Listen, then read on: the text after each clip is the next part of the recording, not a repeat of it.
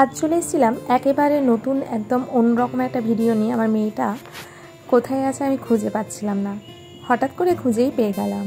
তো যাই হোক, তোমাদেরকেও দেখাই যে ও কোথায় আছে। এই দেখুন কি শান্তিতে মেয়েটা আমার ঘুমোচ্ছে। তো প্রথমত এই সময়টা একটু ঠান্ডা ঠান্ডা ছিল, আর ওর গায়ে লেপ দেওয়ার পরে ব্ল্যাঙ্কেটটা দিই এই কারণে, ও ব্ল্যাঙ্কেটটা নিলে প্রথমে চিবোতে থাকে। তো যাই হোক, আমি এই মুহূর্তটাকে এক মুহূর্তের জন্য হাতছাড়া করিনি, কারণ প্রত্যেকটা বাচ্চাই বোধহয় যখন ঘুমোয় খুবই মিষ্টি লাগে দেখতে। তবে আমি একদমই বিশ্বাসী নয় যে মায়ের নজর লাগে।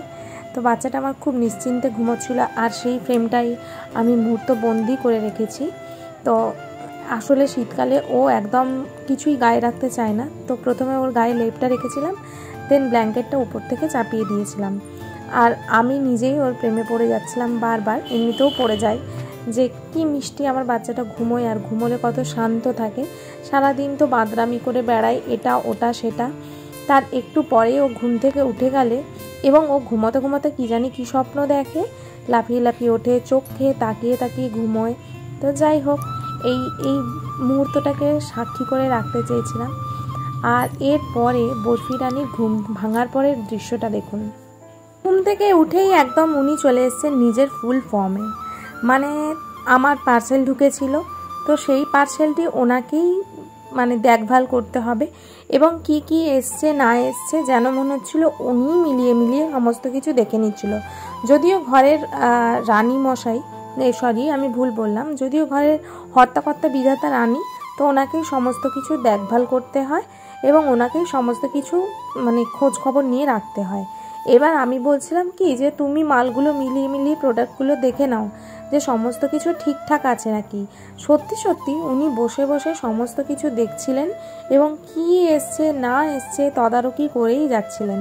ওনাকে যতই বলছিলাম যে শোনা তুমি সরো এখান থেকে, উনি কোনো কথাতেই কানে দিচ্ছিলেন না। এরপরেও ওনার দেখনদারি ছিল যে আরও কি কি পার্সেল এসছে, একটা পার্সেলে ওনার মন ভরে না। যাই হোক, এই পার্সেলের যে কাগজগুলো আছে এরপরে উনি ওইটা নিয়ে খেলাধুলা করবেন। তো এখন একটু ইন্টারেস্টটা কম, তার কারণ হচ্ছে এই পার্সেল থেকে ওনাকে সমস্ত কিছু দেখভাল করতে হবে, কারণ মহারানীর অনেক কিছু দায়িত্ব রয়েছে।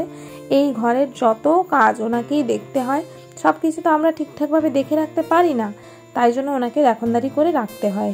তো যাই হোক, এই রকম কর্মকাণ্ড আমাদের অনেক অনেক হ্যাপি রাখে সারাদিনে। আর এরপরে উনি এইটাতে দাঁত বসানোর জন্য অনেক চেষ্টা করছিলেন, বাট আমি তখনও দিইনি, তার কারণ একটাতে দাঁত বসালে প্রোডাক্টগুলো, এরপরে উনি পার্সেলটা খোলারও চেষ্টা করছিলেন, কিন্তু নতুন বইটা নিয়েও তাকেও ছাড়েনি। আমার যে ক্যাটলগটা ছিল সেই ক্যাটলগের ওপরও ওনার হাত চলে গেছিলো। তো যাই হোক, এখন রাগারাগি করে গেছিলো।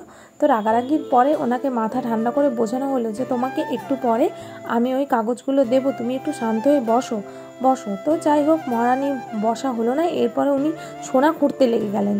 ভিডিওটা ভালো লাগলে একটুখানি ভালোবাসা দিয়ে যাবেন। টাটা।